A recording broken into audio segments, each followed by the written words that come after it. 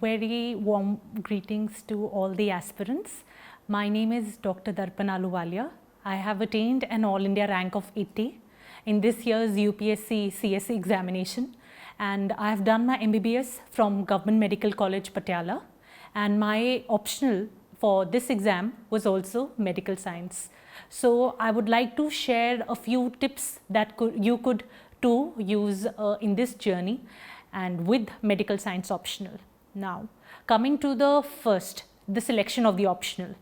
So, many people will be there who will be the naysayers who will say that the optional syllabus is very large, opt for some other optional or a related optional, for example, anthropology, psychology. That's totally your call. But I'd like to explain why I chose it as my optional, and if that gels well with you, then I would say go ahead. It reaped dividends for me and it would do for you as well. So firstly, I had the belief that I need a good backup option because I knew that UPSC is very unpredictable. You get immense knowledge from it, but at the end of the day, the seats are limited. So there is great competition. So it is a very good backup option if you stay in touch with medical science while choosing that optional. It will help you in the other arenas as well, be it working as an MO or pursuing further post-graduation. Secondly, it somewhere helped me the interview as well. So we had discussions on the medical field, and they appreciated the fact that I continued with my optional as well. And thirdly, with our 4.5 years plus 1 year pattern of MBBS, so we have already studied all these subjects throughout these 5 years. First the hard knowledge and then the clinical skills as well. So I would recommend that we already have a solid foundation. So one does not have to start from scratch, unlike the other optionals that one might perhaps look at. So this medical science was my obvious choice. Another thing which not many aspirants know is that we have a very limited syllabus when it comes to medical science.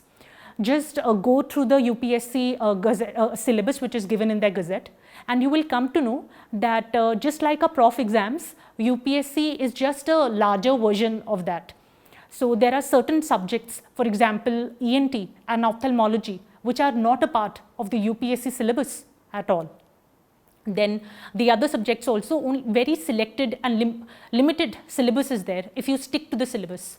And according to my best knowledge, every question which has come, at least in the past 5 to 7 years, that has come from that restricted syllabus as well. So do not go one word beyond that, and do not read even a word lesser than the syllabus which has been given to you.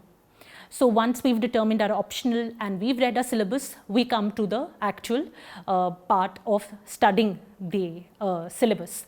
So focus on the definitions, classifications, diagnosis, if there is any particular diagnostic criteria, and the differential diagnosis.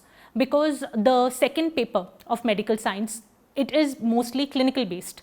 So in this, I would say that the optionals which we've done in the later years of our MBBS, they are usually asked. So they give a case, we have to diagnose it. The case is very diagnosable, I would say, and they just want to know whether you can write what is the differential diagnosis and how you would go about the management. So make your notes the first place itself in a very tabulated form. For example, if there is a step-by-step diagnosis, for example, if we talk about HIV/AIDS, so you give the various supplemental tests, the primary tests that we can do, and then the various tests that we do in a very chronological, tabulated form, and you can reproduce that same thing in the exam itself. For example, in GS, I personally preferred not to write the whole answer in a very tabulated form. I mean, I preferred a mix of paragraphs, diagrams, tabulated form, etc. But in medical science, I believe we have the liberty to write the answer as according to our wish. It can even be in a fully tabulated form. Moreover, you have a very limited time, so make your notes such that they themselves can be reproduced. And other than that, I would say if somebody does not want to make notes, then just get those topics photostated, scanned, and then have a ready reckoner which you can revise. And coming to the books aspect of medical science, many people have a debate between the foreign authors and the Indian authors. This is a very flawed debate, because you need to stick to your medical science books which you referred to during your MBBS days. Do not start afresh from any book. For example, in anatomy, if you have done Chaurasia's book, then stick to it. Just copy the diagram, and in addition to that, you have to add the embryology to it as well, and just make the embryology diagrams with the anatomy notes itself. So for embryology, I think most of us, we follow Inderbir Singh, so that book is good enough. Even for medicine, many people have this query whether we should just stick to Matthews, as we did mostly in our MBBS days, in addition to the other larger ones, for example, Harrison. So I think the syllabus, it can be completed from books like Matthews as well, because at the end of the day, you do not need very comprehensive knowledge or multiple pages of notes. Just 1 or 2 pages you have to write on the topic. So make sure you have those crisp notes itself, because they are not going to ask you anything out of the blue. There will be direct questions. What is psoriasis? What is the differential diagnosis? What are the clinical features? The management. So such type of direct questions are asked. And for like forensic, we have Parekh. So Parekh is itself already given in a very easy to understand format. So you can directly make down the notes, take down the notes from there. Next we come that you can also have a ready reckoner of the various differential diagnoses. For example, if there is the cystic cavities are there, so you can have differential diagnosis of that, this quadrant pain or that quadrant pain, so the differential diagnosis of that helps, pseudo pregnancy and of that sort. And try to make it in a very tabulated form, especially for gynecology and obstetrics. You can have the whole thing written down in a single diagram. For example, when we are talking about the presentations, just draw diagrams and that would suffice. And then in addition to that, cut down your notes subsequently as you revise them. For example, if I'm making anatomy notes of say 100 pages, during my next or the subsequent revision, I cut them down to say 70 pages. And then subsequently, I brought down my anatomy notes to just 10 or 12 odd pages, which I was able to revise before the exam. So this time around, we had a good number of 4 to 5 days in which I could revise.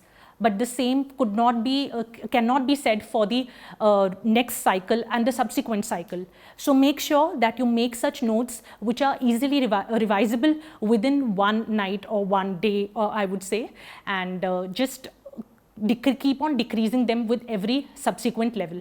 So this is for medical science, and I think this pattern I followed, just reading, revising again. Yes, another thing that I remembered was the test series. So many people have this doubt that there is nobody available in any center who can actually check your medical science papers, and you do not have ample of time to practice. So for this, I would say that as a medico also, we already have the practice of writing our prof exams. So the pattern of UPSC is exactly the same as a prof exam. No need of beginning, conclusion, etc. The pattern that we follow in GS exams. So just come straight to the point. You have got only one page to write on that particular topic. So no need for the, at least I did not go for any mock tests, and I would suggest you the same. Just a bit, and there are none available also, any tests, etc. So just take down your own notes, and you better write them in good speed and practice it yourself at home. As such, also the syllabus is relatively vast, so we need greater number of days to revise it as well. Another tip that I can enunciate over here is that try interlinking. For example, tuberculosis. Read it from pathology, read it from Matthews medicine, and you can make very consolidated notes of it. So this also helped me. And then always start a non-clinical subject with the clinical subject. That gives a sense of a balance, breaks down the monotony, helps in the interconnections. So personally, what I did was that I started for some confidence boosting measure with the old final year and the new final year books. And then I moved on to the first prof books, because those are generally whose granular details we've forgotten over the years. So this way you can just balance like old final year with first prof, new final with second, and so on. So good luck to all the aspirants out there, and do not believe in any speculation or any naysayers. Just trust your guts, stick to the optional. It was rewarding for me, and I wish that it remains the same for you. Good luck.